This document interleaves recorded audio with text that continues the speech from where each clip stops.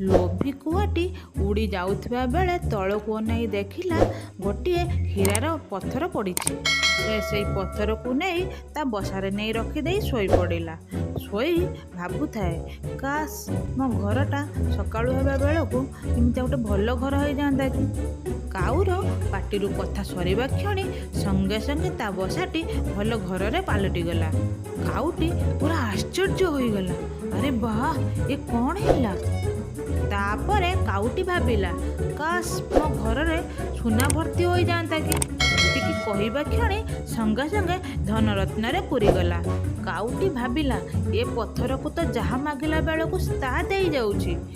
ହେ ପଥର, ମୋ ଘରକୁ ଫଳମୂଳରେ ଭର୍ତ୍ତି କରିଦେ।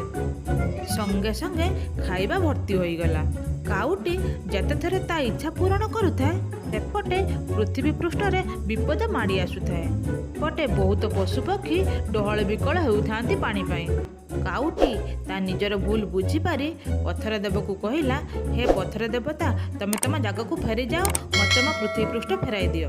ସଙ୍ଗେ ସଙ୍ଗେ ଆଗ ଭଳି ସବୁ ଠିକ୍ ହୋଇଗଲା।